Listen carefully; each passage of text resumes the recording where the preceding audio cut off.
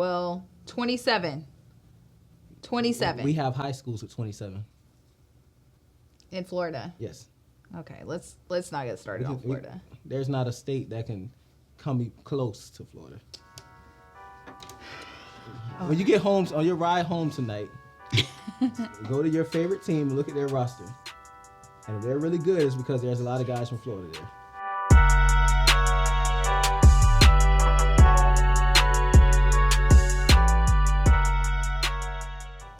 Welcome to the Hot Seat with Holly Heat. I'm your host, Holly Heat. Well, as always, it's been a busy couple weeks in sports. Where to even begin? Perhaps I'll start with the NBA playoffs because it's my opportunity to gloat about my once again correct Wager of the Week prediction. Now we're at the part of the show where we talk about my Wager of the Week. And because it's the NBA playoffs, I have chosen an entire series. I have chosen Golden State to beat Denver in 5 games. I'm definitely on a roll. I'm certainly glad I didn't go with this prediction. That is Kevin Durant. And I have all the faith in the world in him. I would put your money on the Brooklyn Nets to win the championship this year. I'm saying it right now. I know it's crazy. It's crazy. I don't even know what to say. I'm still at a loss. Nevertheless, the playoffs have been must-see TV, from the heated Memphis-Minnesota series to the Philly-Toronto series that Philly almost let get away from them. And now we're in the thick of the conference semifinals. There's not one series that I don't want to watch, which means it's going to be an exhausting couple of weeks trying to stay up for these West Coast games, sometimes the East Coast games too. Nevertheless, I'm going to push through. That's going to be me. Those filters are pretty scary. The NBA started giving out their annual awards to deserving candidates this week, and some of the notable awards: Boston's Marcus Smart, Defensive Player of the Year; Ja Morant, Most Improved Player; the Heat's Tyler Hero, Sixth Man of the Year; and Patrick Beverley gleaned the Best Premature Celebration of the Year.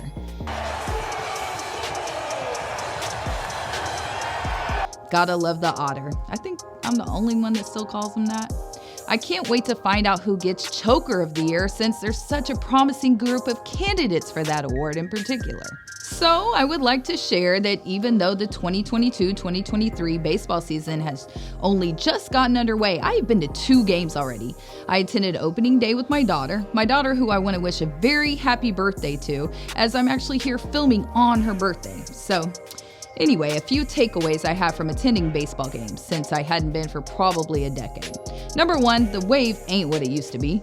Number 2, baseball fans seem drunker these days. And number 3, the baseball field is the most aesthetically pleasing of all sports arenas. Although I heard Dodger Stadium sucks.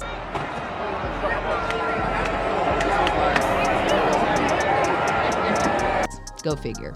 The NFL draft was last Thursday, and I would like to say that my Texans actually did pretty well, and the Cowboys did pretty awful, both of which brought me joy.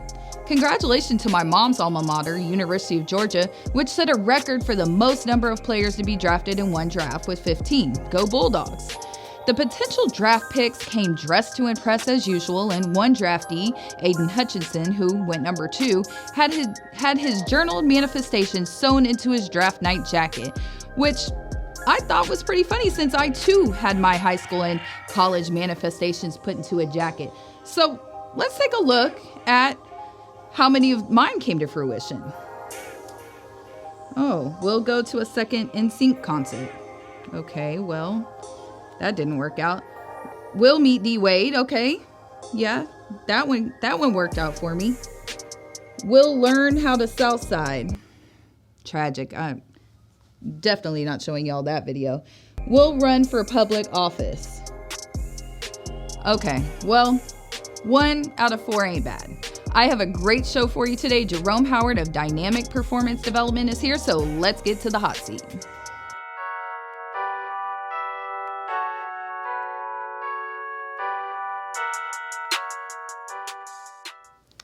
Welcome to the Hot Seat with Holly Heat. I'm your host, Holly Heat, and today my guest is Jerome Howard of Dynamic Performance Development. Happy to have you here. Thank you for having me. I'm happy to be here. Okay. So just tell me tell everybody a little bit about yourself and what you do with Dynamic Performance Development. That's a really long name. I need to call it DPD. DPD. Moving forward, we'll refer to it as DPD. Okay. So a little about the company. I'm originally from Fort Lauderdale, Florida. I've been exposed to sports pretty much my entire life since the age of 6. And unfortunately, I wasn't very good. So, no, I'm just being honest and being transparent. In my earlier years, like Pop Warner, I got away with certain things because I was bigger than everybody. I was naturally more of a chubbier kid, just kind of bigger than most kids. Then I got to high school because in Florida we don't have middle school. So you play Pop Warner. Yeah, a lot of people. So that's what's wrong with Florida? That's why we're the best. That's why we're the best, in the world. Sorry, we'll sorry, Floridians. We'll I didn't mean to. We'll save that one for later. But so yeah, I wasn't. I was decent, a little, whatever, above average in Pop Warner Little League. I got to high school, and now just being bigger than everyone wouldn't cut it anymore. So I don't come from a family with a ton of disposable income. So what would happen was... Like a lot of us. Yeah, like most of us. Yeah. So my dad he was an entrepreneur. He had his own car wash. So I would work, washing cars with him, cutting grass, doing whatever I can, working out, running sprints at home, whatever, because I knew I wanted to be really good in sports. And there was a massive insecurity about not being good at sports, especially because I had experienced a little bit of success early on. So long story short, I knew I needed some outside help that my school couldn't provide at the time. And that I didn't have the knowledge to do myself.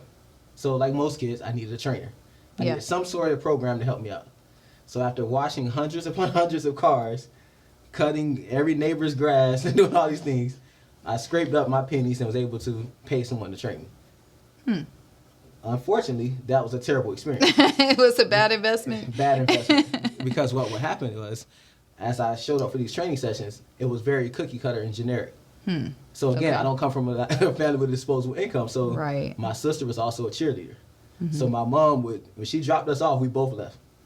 When she picked us up, we both came home at the same time. Yeah. So one day, my sister had practiced a little later than I did. So I'm just hanging around, and I'm like, wait. I had a 2 or 3 hour break before my mom picked us both up. And I'm like, wait, these kids are doing the same exact same thing that I did earlier. I look at the board. They're doing the same exact thing. And as the months and the weeks go by, I'm like, wait a minute. Everybody's doing the same exact thing. So, by the grace of God, I was forced to earn a football scholarship, attended Prairie View A&M University. And then when I got to college, I also realized that it was much better than what I previously experienced in high school. But a lot of the training was simply cookie cutter and generic. In college, it's the same format where you show up to work out. There may be a few modifications here and there, but essentially you may have a football team with 80 to 100 guys, depending on the time of the year, and everybody's doing 3 sets of 5 of hang cleans or 3 sets of 10 of bench press, whatever the exercise may be. Everybody's essentially doing the same thing. So post-athletic, once I stopped playing collegiate sports, I knew I always had a passion for more of the preparation of fitness. So I was like, and once I decided I wanted to be a trainer, I said, well, what's going to make me different? And one day I had that aha moment with your own story. There's so many people that are dealing with the same exact thing of wanting to be the best that they can be. But so much of training, so much of the methodology, so much of the things are generic and cookie cutter. So I spent a lot of money. If we're being transparent, we're talking close to $80,000. Wow. Over a 5 years, now a 6-year period, investing myself. Finding subject matter experts, paying them for mentorship, flying out, doing whatever I can to learn, to put together what I would call my system or methodology that I feel can meet each client where they are and help them become the best they can be. But those sounded like the good investments. The cookie cutter investments were the bad investments. That was bad. But now it sounds like you've made some real investments in a system for yourself to be able to bring that to other people. So yeah, and I think because I don't want to say system. Let's go with principles. Okay. Right, because I think sometimes systems can even be generic, a little redundant. Everybody has to do X, Y, and Z. So I have a lot of principles that I've developed. Yeah. And from there, I can make the appropriate modifications or adjustments as necessary. Yeah, because not every kid's the same. Just like going to school, not every kid is the same. They don't learn the same way, and I'm sure that it translates. I've had trainers before, and some trainers gravitate toward more than others because they can teach you how to, work out, be great, all of that stuff. So, okay, that when it comes to that, so obviously that cookie cutter kind of one size fits all sort of mentality.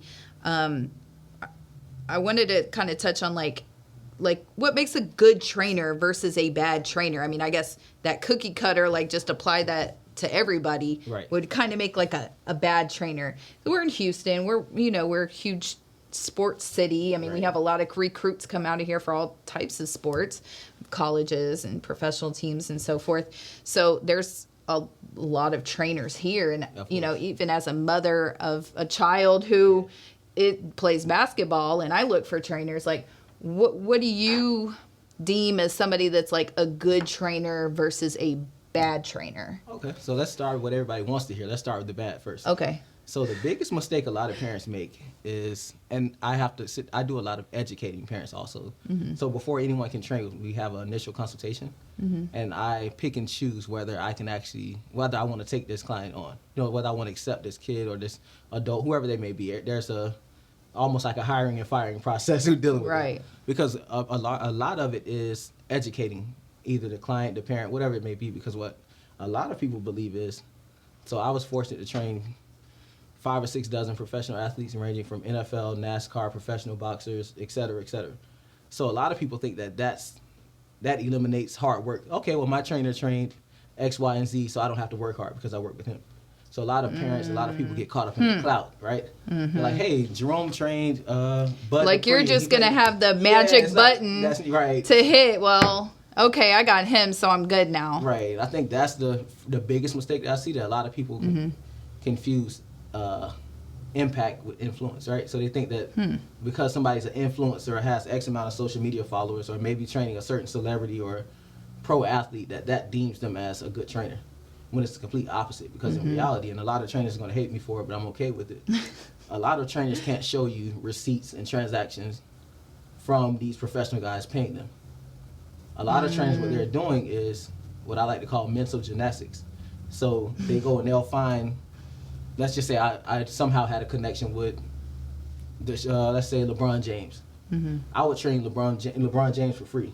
Well, I would train this local. LeBron's different, but let's say this local guy. Right, Me too. Right?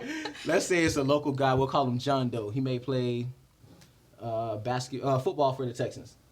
They'll train this guy for free, right? But they'll use him for marketing to try to manipulate the kids. But in reality, this guy didn't even see you deem you worthy enough to even pay you.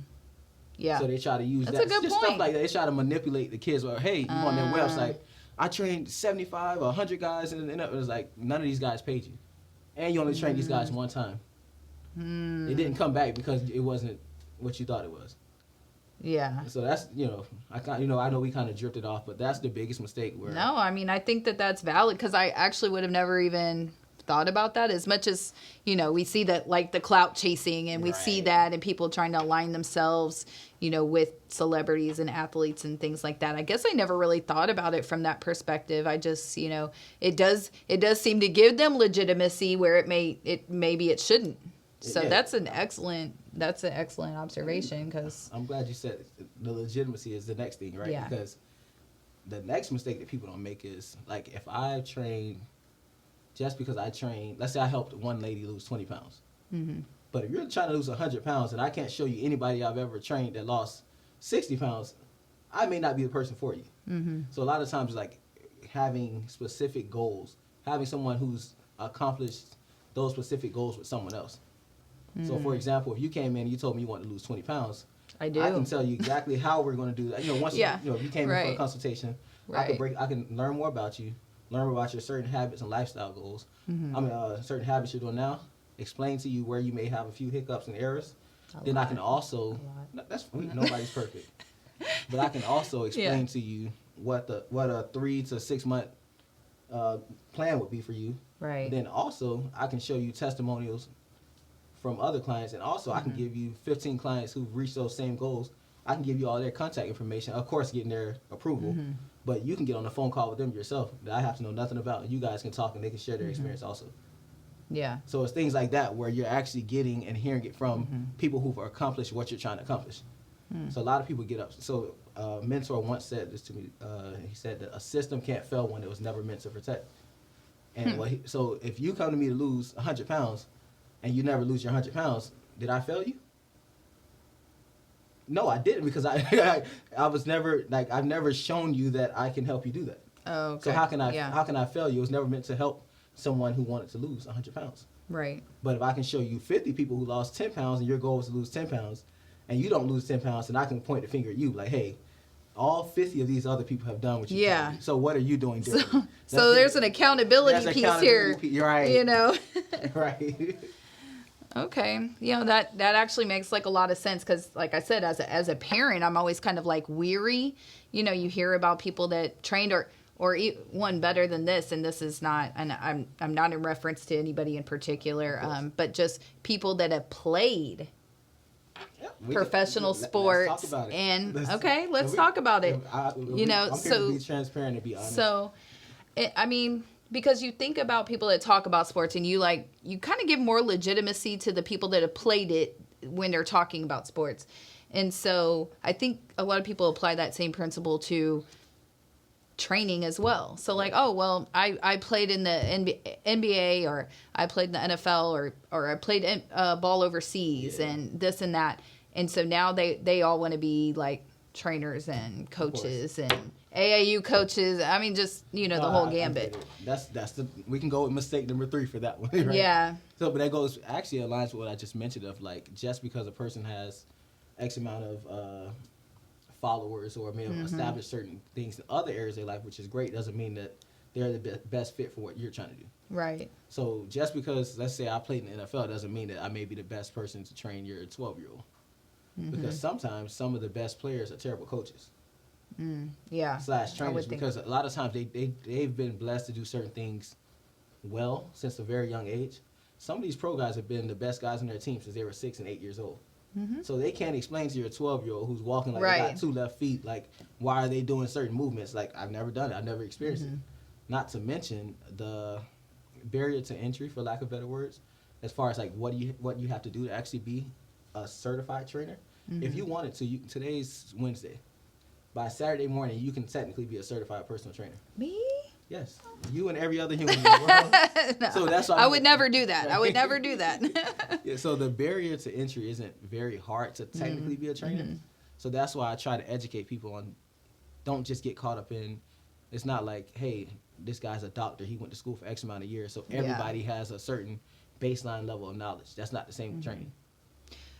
So your recommendation for probably across the board for parents, let's just say parents looking for trainers, is just those kind of like testimonials, sort of like a trainer giving you other people you can reach out to. Is that kind of how? Yeah, I think that's big. Just really I'm big on human connection, human interaction. So I'm always like, if I see something online, but if I can call you and you refer somebody to me, I would listen to you before I found something online. That's right. Just how Me too. I would rather know somebody. The word of mouth is, it trumps everything, because I have that connection to you. Yeah. Exactly. So I think for parents, I think the biggest thing is, one, thinking long term. I think a lot of parents try to keep up with the Joneses. Adam is going to Jerome, so I'm going to send Justin to Jerome. But I just may not be the best fit for what your kid needs, and I'm okay with that. Whether it's an adult or a kid, everybody that comes to see me, I know it's not my, like, God saves everybody. I can't save everybody. Everybody is not my fit. Everybody isn't my target audience. Is that how you say it? Is that how you tell them? But, and I say this as humble as possible, because I'm not saying this to be a butthole, but that's the reality, because that dilutes your brand. Because if you're for everybody, you're for nobody. Right? So, you got some gems here. You got some, I guess that's why you wrote a book, right? Yes. I'm sure all of this is in your book. This and a lot more. It's a lot. Okay. You hear that? And for those who are wondering, my book can be found on my website, which is www.traindynamicpd, TrainDynamic, the letter P as in Paul, D as in Dolphin.com. We'll say that again at the end, so you get you another plug in there. Okay, well that's actually pretty eye-opening, and I think that's helpful. That can be helpful to a lot of people. If I can, I just want to say one last thing about that topic. No, you're fine. I think I also encourage parents to think long term. Because I think a lot of parents try to keep up the Joneses, and a lot of parents don't think. A lot of parents get caught up in the instant gratification. So a lot of times we talk smack to a lot of the Gen Zs and the millennials. I'm a millennial, but to a lot of the Gen Zs. Geriatric millennials. So yeah, we talk a lot of trash. Then in reality, we don't realize that as adults, a lot of the stuff that kids are a mirror, right? So kids will show you exactly who you are and the things that you do. Your habits, both good and bad. Kids are a mirror of that. Yeah. So a lot of parents, I can't stand my daughter. Well, your daughter's exactly like you. The world can't stand you, right? But seriously, so I think a lot of times I hear parents complain a lot about kids just wanting overnight success, the instant gratification. Yeah. But a lot of times that's coming from the parents, right? So I challenge the kids and the parents to think long term, because there are so many poor decisions that are made because people want the instant gratification right now. Like, parents get mad because their kid's not the best in 7-on-7 at 9 years old. And I'm like, well, continue to work hard, because no college coach is going to ever ask you how to. So you cannot be the best next year. No, I'm kidding. No. Maybe not the year after that, but maybe way down the road. Football, because that's I'm familiar with, but there's never a college coach who's going to ask you, how did your son's 7th grade football game go? Right. Nothing matters until varsity, so don't put the cart before the horse. To actually take the steps to develop. I mean, what's one of the biggest things that we know about Michael Jordan? The fact that he didn't. Cut $1 million. Yeah, so I think that's one of the, but this microwave society, I completely understand what you mean. Like, you do want that because you have so many things that are so readily available for you, and we get instant gratification from everything else. Yeah. So post a picture. Oh, I got 75 likes. I know. 6 reshares. Oh, I'm not ugly today. Right, yay! I wake up and win tomorrow. right. Jeez. No, those are a lot of really great points. Jeez, maybe I guess I need to buy the book. I need to get my production assistant to write that down so I can go. Okay, so I do want to talk about stuff like recruits make, like mistakes they make, but let's talk about you and all your Prairie View records. Okay. So just the records. I mean, I got a lot to talk about when it comes to that. Just only the records. Or you gonna... Okay. I mean, just tell us because I heard that there's like a mural or like a picture of you at Prairie View. In full transparency, all the times I've probably been to Prairie View, I've probably been under the influence of alcohol, so I may not have. Homecoming. I mean, come on. Anyway, but yeah. So, essentially, I was a 4-year starter. So again, I mentioned I'm originally from Fort Lauderdale, so I was a 4-year starter, 3-time All-Conference, 2-time All-American, SWAC Defensive Player of the Year, Team MVP twice, I believe. I currently hold a record there for most tackles ever in school history. And I also have another record for most tackles for loss ever in school history. And then there is a huge mural of me on the stadium right now. Wow. So you're kind of a big deal there. Depends on the day of the week. Okay. Essentially, yeah, they give me a lot of love. I must admit, they treat me special there. So, I mean, Prairie View, and I've had 2 coaches on from Prairie View. Tacho, that's my Tacho, okay. Tacho. And then Byron Smith, who has recently, I remember Coach Smith. And so it's an HBCU, and I've had, we've had a lot of conversations about HBCUs, but it's in general the focus is shifting. I won't say shifting because the focus is still on like all college sports, but it's been highlighted recently. So with that being said, and especially like with Jackson State, like Deion Sanders there, and just like signing big recruit and all that, do you think there will be a shift? Yes, but my biggest concern is it for the right reason? Okay, elaborate. So if we're gonna be real, let's be real. Let's be real. It's the hot seat. Yeah, it's the hot seat. So I don't know if. I think there are a lot of people just keeping it real. A lot of people are going to jump on the whole Black Lives Matter. Let's support, let's be pro-Black. Let's support the Black colleges. Let's support minorities. But I don't know if that's generally how they feel at their core. I just think it may be a great marketing opportunity, a great PR move for a lot of people, and they're going to take it and run with it. For a lot of what people? When I say people, I mean as far as a lot of the big organizations, a lot of the coaches, a lot of the, it's not a white versus black. It's not any of those things. I think even some of these pro coaches that are black are going to be like, you know what, let's go to Tuskegee University. Let's go to Morehouse. Even though they may never care about the school itself or anything that it stands for, but it's a good opportunity to be a part of the bandwagon because guys, as you mentioned, such as Deion Sanders and we got Bubba McDowell at Prairie View who's doing a lot of great things. If I'm not mistaken, Lovey Smith is at Grambling. One of the pro coaches at Grambling. Lovey Smith is here. I might not Lovey. Not Lovey Smith. I was like, what? We lost him already? Hugh Jackson. I'm sorry. Hugh Jackson. Okay. Not Lovey I was Smith. like, oh Not no. Lovey Smith. Look, it's already hard enough for me as a Texas So, fan. You're about to give me a heart attack. Like that can be a great example. Like if Yeah. he randomly goes to Southern, it's like, dude, Yeah. you just went from the big leagues to Southern. Like, what? Yeah. You know what I mean? Stuff like that. So I just wonder. I just wonder if this stuff is sincere or if it's genuine for the right reasons or is it just a PR move. But do you think if it's not, it will still help gain some traction, more attention, or you just feel like you kind of just don't want it at all if it's not going to be genuine? And I feel like if it's not, to me, because some people would say all PR is good PR, just as long as people are talking about you. But for me, I think that if you're going to go there, let's go there for the right reasons and uplift the programs and make them better. Now, again, I'm not here to be pro-black, pro-white, any of that nonsense, right? I'm just saying if you're going to go to any school on any level, let's go there to help. And I'm talking football here, right? Let's go there to help build up these athletes and help them be better men. So you personally, and I don't know if you even give sort of like advice to kids that you train and stuff, but I give suggestions. Suggestions. You know, you with the words, the because they're grown. Here's the thing.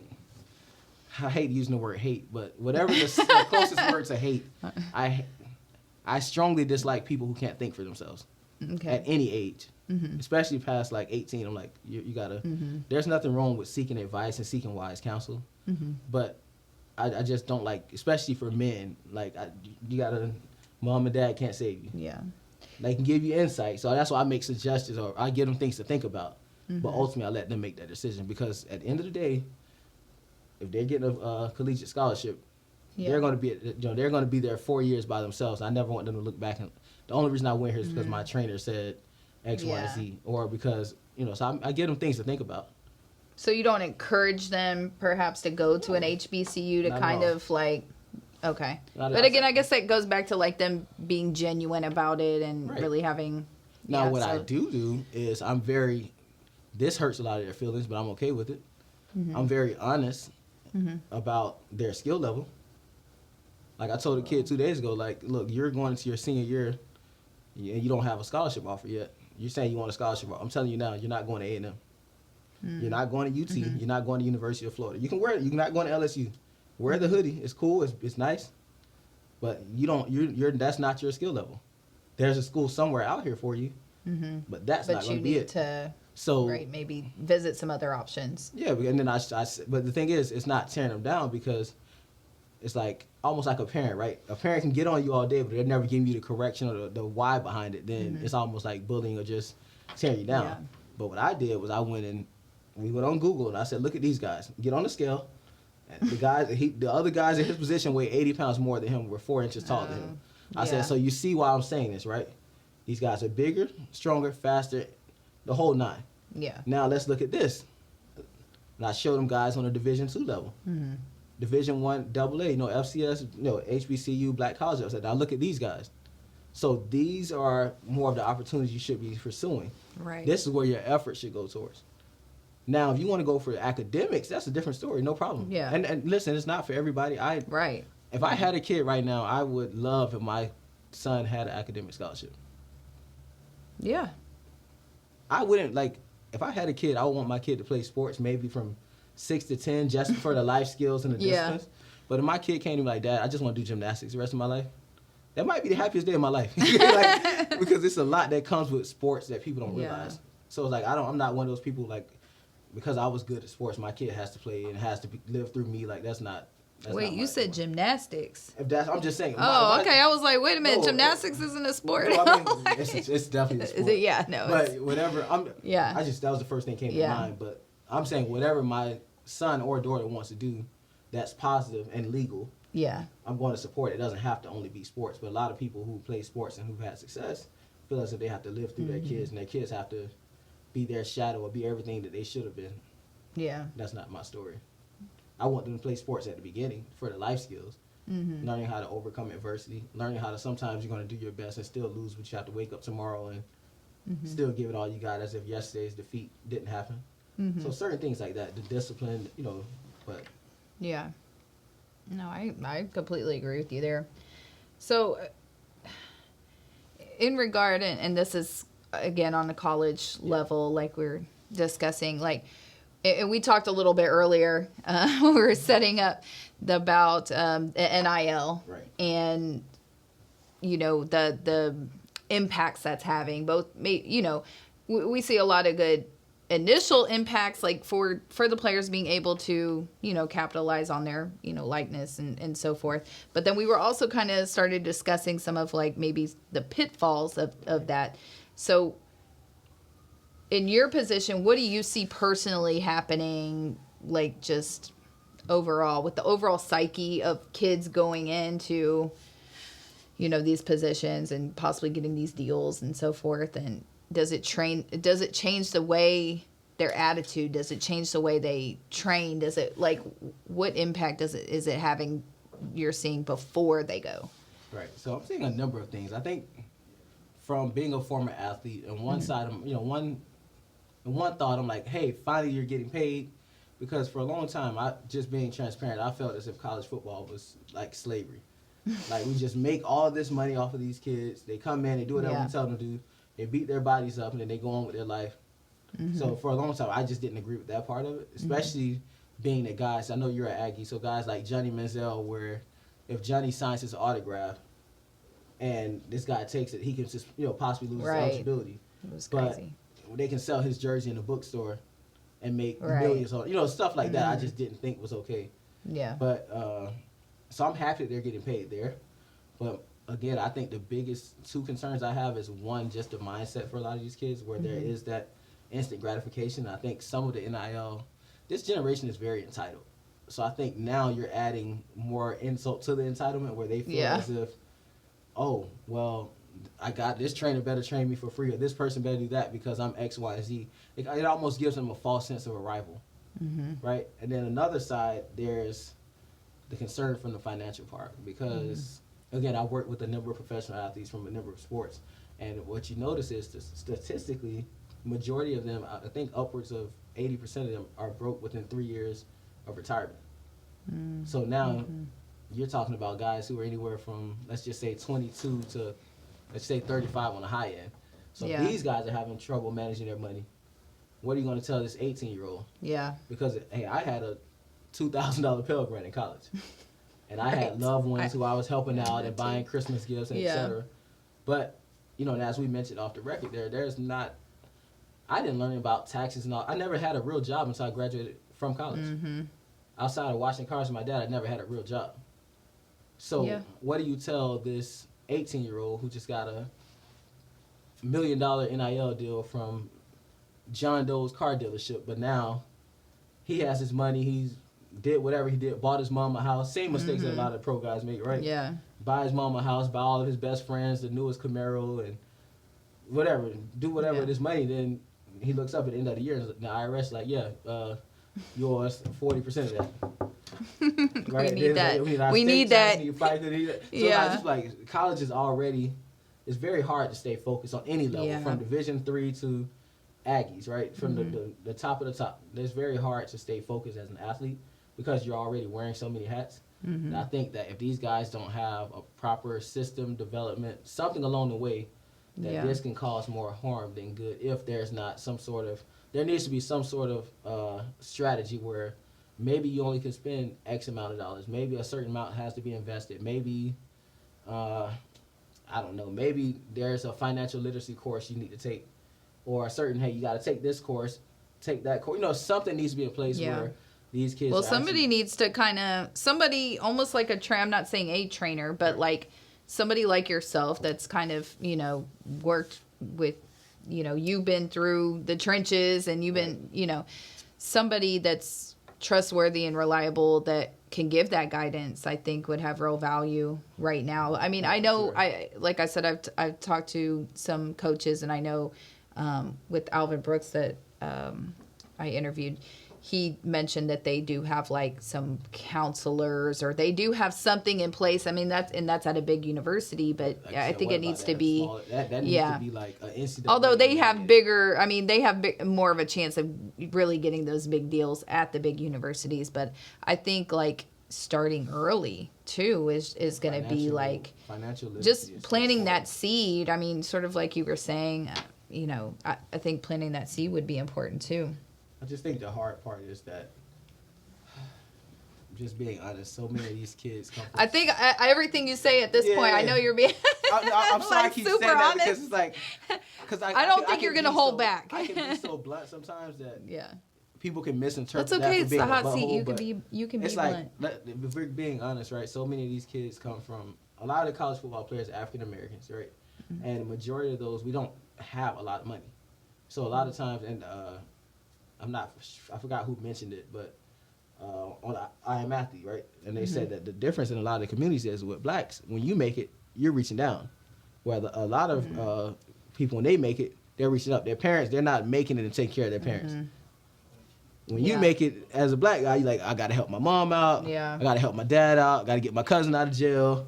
My sister owed taxes. This dude on child support. It's always so much. So before you can help yourself, you got so much that's going on. So now you get these kids in college and some of their most vulnerable moments, right? And you're like, okay, I got to help my mom out. I got to do this, got to do that. And it's like you can't even focus on football. And the main reason you're there at college is because you got grades, you got study hall, you're traveling for games, you're competing for your company. You got you're recovering. You got recovery. So you're trying to keep yourself healthy. Yeah. Then you're trying to think a little bit for life after sports. Then you're gonna get that tax bill that nobody ever explained to you about. You know what I mean? Right. So it's a lot that goes into it. So that's why I think it's so important that we start talking about financial literacy and just getting these kids to think. And that can start at any age. I know you have a kid. Stuff is like, I know some people that one. Yeah. I know some people do small things like maybe buy your kid ice cream, then you eat the big chunk of it. Like, that's your tax. Right? Now they're like, y'all only had 2 She would scoops, probably kick me or something if I did that. So I want to shift gears a little bit here. But one thing we discussed was like the sense of entitlement, the kind of like mentality, right? Well, another, not really a piece of that, but just goes back to mentality. Right. I think it was Damian Lillard tweeted out this week, and it was a retweet of somebody like maybe a sports site or whatever, and kind of talking about this age of like buddy ball, I think they're calling it, which I think is indicative of the Gen Z kind of thing too. So you kind of have any I mean, and I don't know if it really affects like football so much, and probably not boxing. Like, it may not be the same, but for sure, we see it in the basketball world. Do you have any thoughts on that? Like, I think why it's kind of... I feel both ways about it. And one part of it is these kids are soft.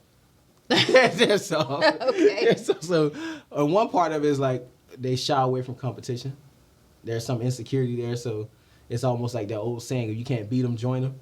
Okay. Right, but then another. Well, we have some older players doing that too. So that's what I was going to get at next. Where the other part of it is also strategic, and I think that is some strategic. How? Because I think that's some of the pros and cons. Now, I know you're saying from the pro level, but even some of the younger kids now, it's not about like for the younger kids now, they're being taught at 8 years old that this is business now. Like their kids in Pop Warner, like they're like, this is business. These people are not your friend, and it's just all crazy. So I think that, like, from the pro level, I think a lot of these dudes are just like, hey, I'd rather take a pay cut and we all win together than to, because I think they don't care about legacy as much anymore. So now it's like with Steph Curry and all those guys, how they had this superstar team. That would have never happened in the MJ days. Now you don't put. But I mean, okay, so playing devil's advocate here. Okay.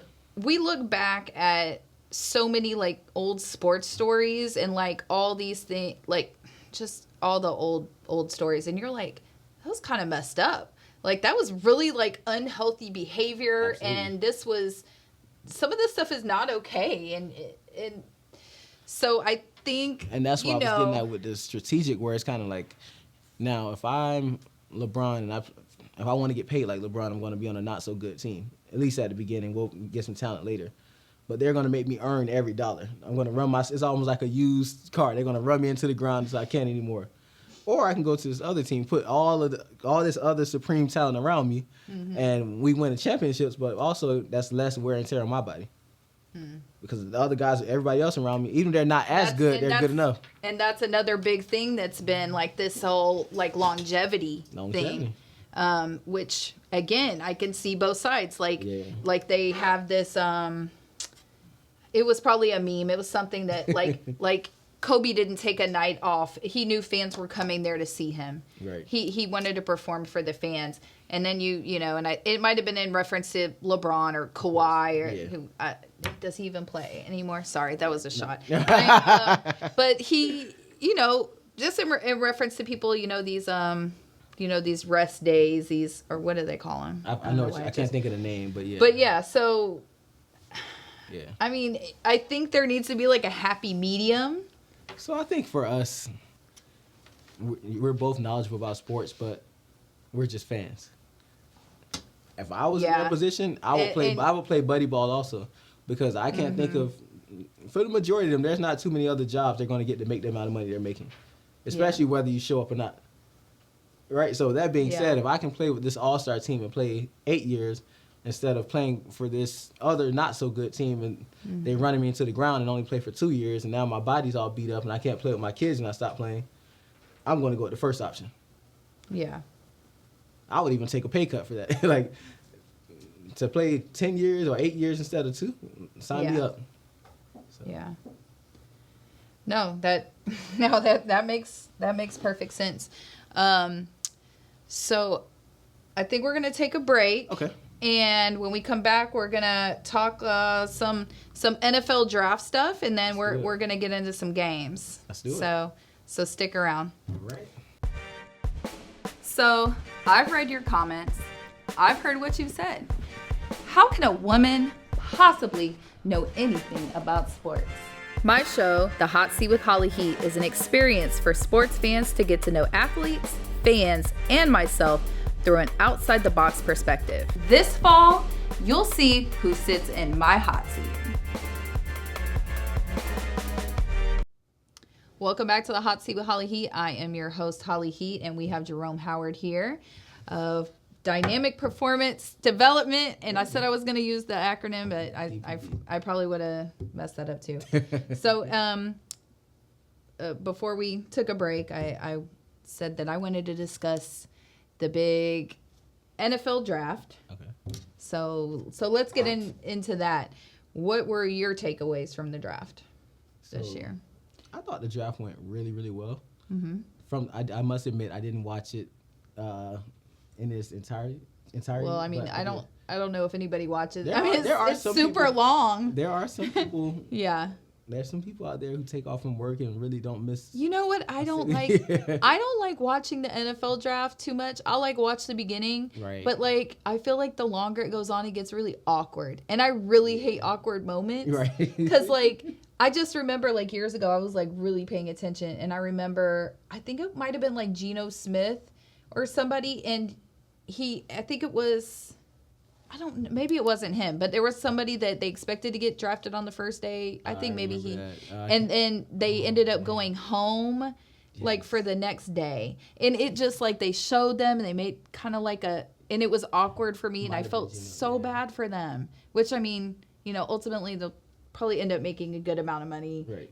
But it felt my heart went out for them because you're all on the cameras. Anyway, but yeah, I don't think everybody watches the entirety of the draft, but what your core takeaways, I guess, from this year's draft?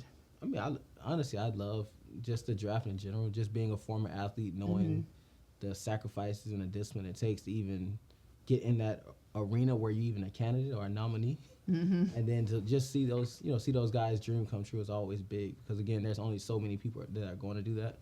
And you don't wake up one day hey, I'm going to go to NFL. This is decades yes. of preparation, of sacrifices, of just giving it all you got. Yeah. So it's always a great feeling, even for the strangers, the kids and adults I may never meet, just to see their life and their family's life change for the better. Yeah. Yeah, for sure. That's a really, it's heartwarming though. I will definitely say that. Yeah. And what else I found heartwarming was that the Cowboys had a bad draft. I mean, apparently. You didn't expect any difference, did you? I didn't. I just had to say that, but yes. It warms my heart. And they'll still beat the Texans. Let's not get it mistaken, but let's talk about it. I mean, let's talk about you don't honestly think. I think we only played. I mean, we usually only played them in preseason. That counts. You're still losing. So, do you want to make a bet right now if we play them? What do you Who's gonna win? Yep. I don't know. We're 25. We're kind of a work in progress. 20. You guys got that 25. But Dak's overrated, so. I like Dak better than every Is quarterback Dak on still your team. there? Wait a minute. Are you a Cowboys fan? No. I don't have a team, but I told y'all we got to start vetting people better. I told y'all. My loyalty is to the guys that I work with. But if I had to choose a team, I would go with the Steelers. Both the Steelers and the Cowboys. Well, Ben's not there anymore, so I'm okay with that. And there's 3 other guys that are better than the 3 guys you guys have on your team. Wow, that. All right, you know what? Just breaking my heart. But we did have a good draft though. You did what we expected, but did we get the best option for O lineman? I don't know. Maybe that was just a Texans fan. Looking at your style, I would imagine you do your fair share of shopping, correct? What? Yeah, I did. Amazon and an order came in today. Over their home, right? I was like, oh, it's Christmas. I'll bring it to your world. You've seen something look great online, and you're like, that's the one. Then it gets home and you try it on. You're like, yeah. That's how the drafts work sometimes. Until you get it home and you try it on, until these guys get here and play against other professionals, other pros. Sometimes they look like Tarzan and they play like Jane. So everybody that gets drafted just won't be the cut. Again, we got to vet people better for this show. That's something I'm going to work on. Team, we got to get on that. We don't need any negativity toward the Texans. That's not going to help us. I like the Texans. I do things with the Texans. Don't let this guy into games. They can. Okay? I do things with the Texans. Okay. I like the Texans. Okay. All right. But I don't think that you guys are in the rebuilding phase. You ever had a bad breakup? Oh yeah, I know. And you got to get. I think I've only had bad breakups. It's like you had a bad breakup, and you got to get yourself together. Yeah. You got to, you go back to the gym, you exercise, you hire a therapist, you do all that stuff, and then you glow up again. Yeah. That's just you guys are in that stage. Okay, thanks. Moving forward, one thing, and we were touching on this earlier when we were talking beforehand. My high school alma mater, Galveston Ball, the Golden Tornadoes. You're not even from here to be not shaking your head at I've played with my fair share of Galveston people. Okay, and you guys are very overrated. Okay, but we have 27. But I will say this. 27. I will say this. Shout out to Mike Evans. Mike Evans is the best thing that ever happened to Galveston. Okay. He's as good as advertised. He deserves his credit. Mike, I'll give you your flowers. But the rest of you Galveston people, I don't know. Well, 27. 27. We have high schools with 27. In Florida? Yes. Okay, let's not get started on Florida. There's not a state that can come close to Florida. When you get home, on your ride home tonight, go to your favorite team and look at their roster. And if they're really good, it's because there's a lot of guys from Florida there. Even the teams here in Texas. I know you're Aggie. Go play around with it. I'm going to have to check that out. Let's see how many of those Georgia guys were from. They're from Florida? Yep, like James Cook. He's just got picked up by the Bills, if I'm not mistaken. They're running back number 4. He's from Miami. I mean, they had, 15? They had a lot. That's fair. That's my mom's alma mater, so. They had their, that's fair. They did have a lot. That's fair. So one last thing I want to touch on before we kind of get into a little game, so to speak. This week it was, he's actually going to be part of the game, but DeAndre Hopkins was busted for PED use. Now I know when it comes to what's categorized and I haven't read any articles. I just merely kind of like heard the headlines and, and so forth. So I'm not sure if it was determined what kind of PED it was. But, there was, the Sha'Carri, what's her last name? Sha'Carri, the sprinter that was disqualified. They were like labeling Sha'Carri weed as, Richardson, that it was like a performance enhancing drug, which I think most of us can agree it's like probably not. But I'm not sure what drug it was. Yeah, so those are two different testing guidelines also. Okay. So what they use for the NFL and what they use for the Olympic athletes are two different, like night and day. Yeah. So the Olympic guys, you're not. Yeah, they're figuring that out. So what was it with DeAndre Hopkins? What is his? I mean, was it a truly performance enhancing drug? And like, should we have seen the signs? Like, obviously he was a Texan, so I felt some kind of like way about this, but I was also kind of like, did we see this? Did we kind of know and see this coming? I was like, was the worst. So let me give you some insight on that, because a lot of times people. Well, that's why I asked you. Yeah, for sure. They yeah. I like you. So when we hear PEDs, we immediately think steroids. We think of the worst. But oftentimes we don't realize that if you go to your local GNC, there are probably about 15 to 20 things that you can grab there.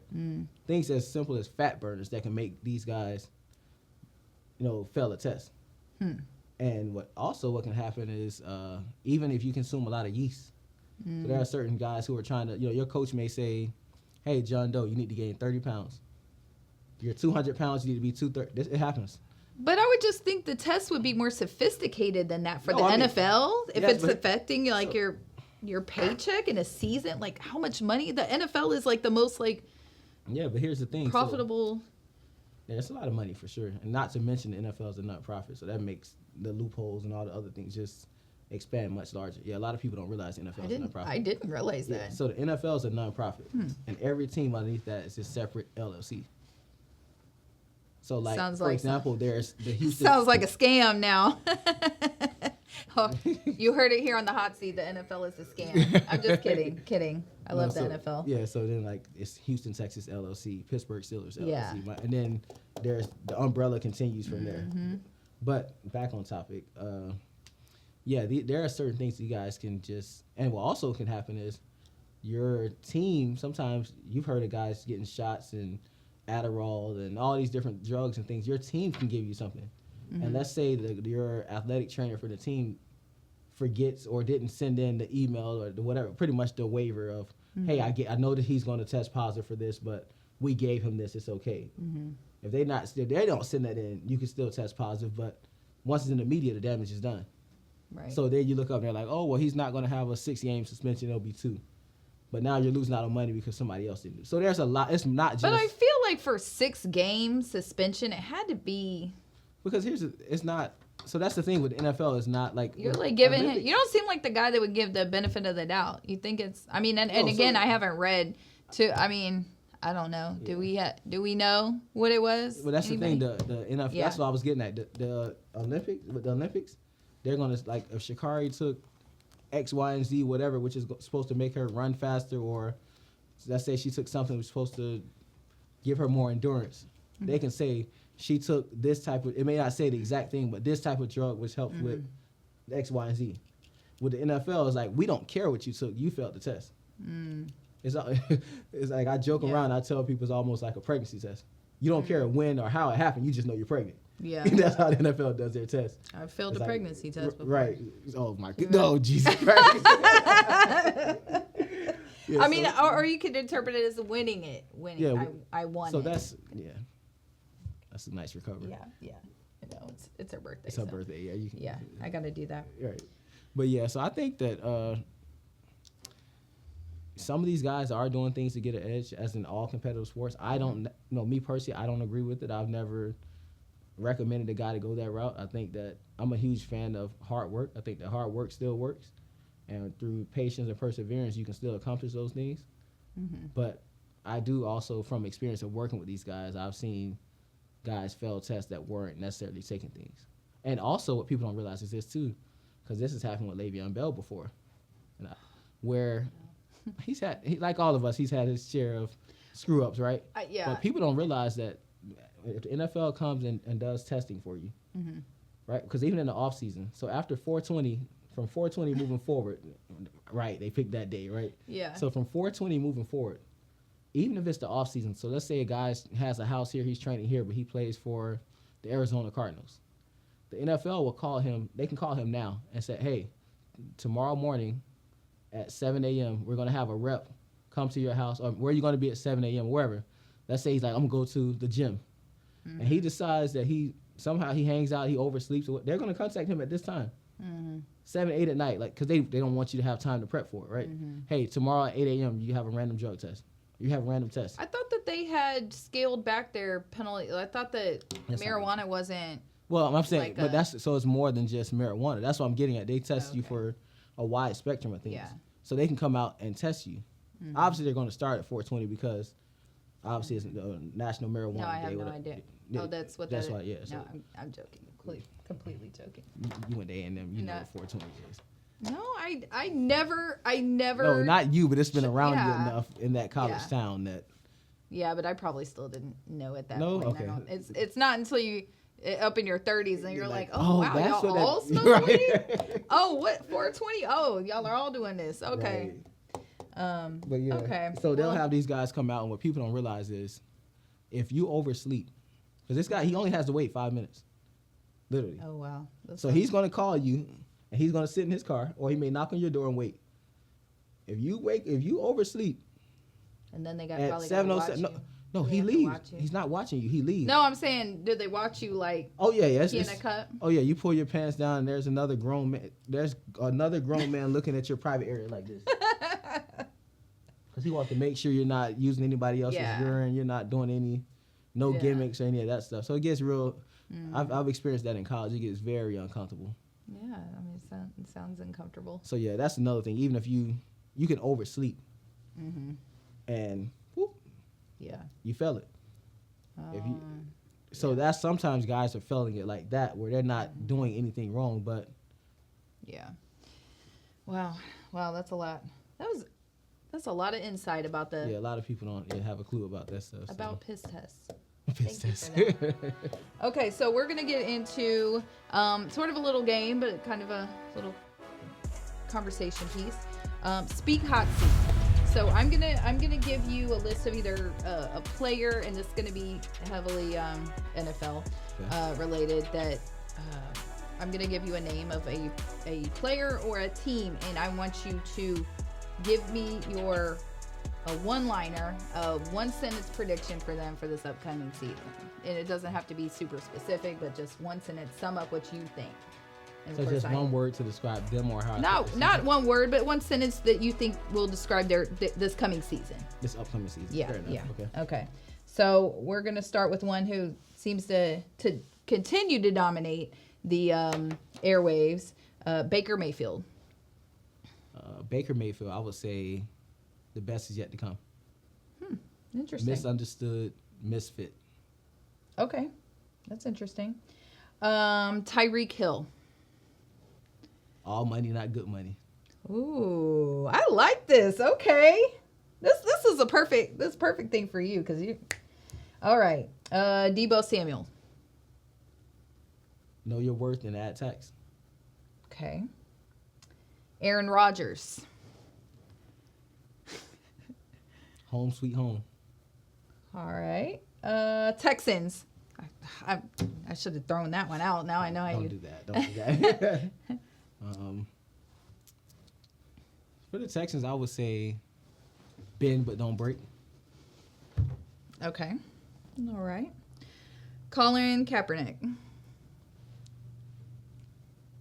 Everything has its season. It's time to let it go. Okay. DeAndre Hopkins. Remain focused. You still a beast. Cleveland Browns.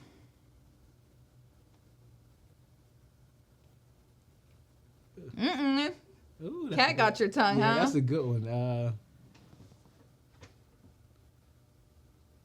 Because I didn't just say Deshaun Watson. that's I the said the whole- Cleveland yeah. Browns because there's a lot of There's other. a lot of stuff going on. Yeah, there's there. a lot of stuff there. foundation first. I'll talk about it. Yeah, I don't know. We'll finish up. Okay. Cooper Cup. Hard work beats talent when talent doesn't work hard. Okay, you got a lot of these little. You're ready.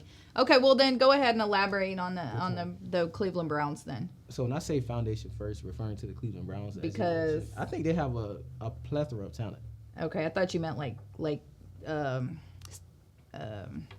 guess organization wise. No, even that too. I think that sometimes because they have so many new faces and new people in various positions, when I say foundation first, it's almost like the synonym of saying crawl before you walk, meaning you have the essentials now that would there, make let's get our foundation together first, the camaraderie, the culture, because for a long time Cleveland is not.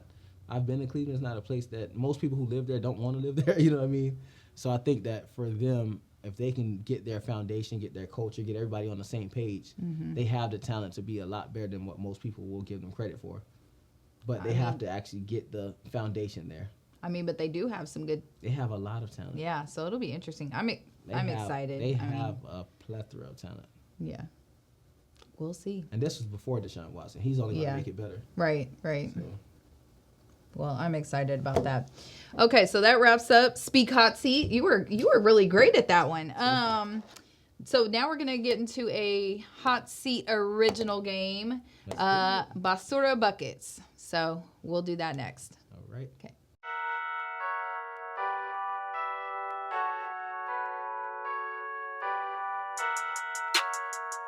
Welcome back to the Hot Seat with Holly Heat. I am your host, Holly Heat, and I'm here with Jerome Howard. And we are going to play a game I call Basura Buckets. And the objective of this game is to get as many of these little balls that are marked with different team names, NFL team names in this case, into the trash can there, hence Basura Buckets, trash basketball for lack of a better term.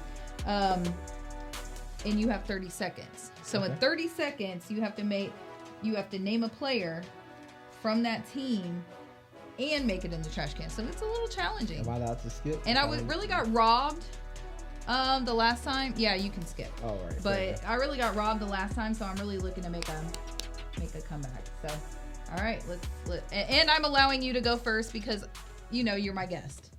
So, all right, are we set up with the clock? All right, go.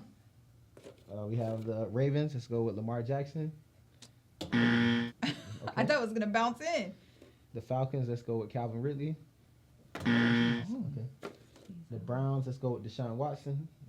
Maybe I will win. Dolphins. Let's go with Tyreek Hill. Oh. Saints. Let's go with Tyrann Mathieu. Oh my goodness. Wow. Chargers. Let's go with Asante Samuel. Wow, you know a lot of people. Okay. Time. Oh, you got one. This will be funny if it's like 1-1 again. Yeah, that's not good. Okay. All right. Well, move on over because it's my turn. I know that was so welcoming, right? Okay. All right. Okay. Seahawks. Oh crap. I don't know because Russell Wilson left. Broncos. Okay. Russell Wilson. Ooh. Okay. Panthers. Oh crap. Is that McCaffrey? Yeah. Yeah. Oh, I was so close. Okay. Oh, sorry. Oh, Colts. Matt Ryan. Right? He just went there, right? Oh! Did you check? It was Matt Ryan though. He just signed with them. Did you check the rim? It was kind of. You know what? The buzzer went off while the ball was in the air. I saw it. It was red. No. So it was 1-1. No. You know what? What would Jesus do? I'm not. No, not. What would Jesus would tell the truth. The buzzer. Look, it was a red. There was not a red. That's a glare from the camera. It was red. You know I seen it with my own eyes. Nope. It was red. I think I win. Let's go to the new. I win. Is there a replay? Is there a replay center? Replay center? You don't have a replay of the clock. Got him, like 1 second. Oh, you do? Oh man. I'm just glad I made 2 in there. Now, you did a great job. I mean, okay, I wouldn't go that far. You did. You 2 out of 3. Now, had this been NBA again, I was killing it. Mike James remembers I was killing it who I knew. Who won? He won by technicality. Nobody remembers second place. But So you're right. It sounds like They're just being the first to lose. We need I know. overtime. Overtime? 15 seconds. What? Or I don't know. What's the Overtime? producer say? Producer, can we get an overtime? What? Are you kidding me? Well, it was 2-1. It was 1-1. Oh no, it was 2 because I made 2. Listen, when the ball left her hand, the rim went red. No. Replay. We did a replay. It was 1-1. They did the replay. I trust my team. It's wow. I trust my... That doesn't count. This one's only I'm going. the winner. It's her birthday. She has to agree. I'm ready with for the banner. She has to agree with you to eat tonight. I'm ready. I'm ready for the banner. I'm ready for my this one's winner. having You know what? It's technical okay. You know. Overtime. 15 seconds. No, I got it. This guy. He's. 15 seconds overtime. You, And you can go first. oh, I can go first. All right. He's insisting on an overtime, but Let's y'all do it. cut this part out. No. Wow. Okay. Home field advantage is all yours. Home field advantage. Do we have Okay. enough, balls in the bin? Yes, Yeah, yeah, we have plenty because we want we're that really good, bad yeah. at this apparently. Okay. All right. And go. Okay. The 49ers, Debo Samuel. No. Oh, he's not there no more. But you break this. No, he didn't get traded yet. Okay. Patriots. Oh crap, I don't know. Oh wow. Oh crap. Yeah. That won't be too that hard. was bad. That was bad. See, I think I'm still gonna win. Think so? You ready? Yeah. Yeah. All right, let's go. Cowboys, Trayvon Diggs. That was easy. Seriously? Steelers, TJ Watt. Oh. Okay. Okay. Commanders. Who are the Commanders? Oh, No. listen. Okay. Did I win or did I win? That was a tie, but technically you're tied with me now. Another tiebreaker? Oh no, we're not doing that. Five Revert to the back. You know, 5 this- burpees for the loser. Oh no, especially I can't even do one. Like, she ain't Wait. Anyway, Well, we'll that's we'll review this. Colts. Matt Ryan, right? He just went there, right? We'll review this. This might end up being a tie, a I'm okay. technicality I tie. can deal with a tie. I can take All that. right. Okay. So I can't take another L. A tie. All right. Well, thank you for being here. Thank you for having me. And this has been the Hot Seat with Holly Heat. Join us next time, and we'll have more hot seat, more games, and more truth telling. Absolutely. I'm just being honest.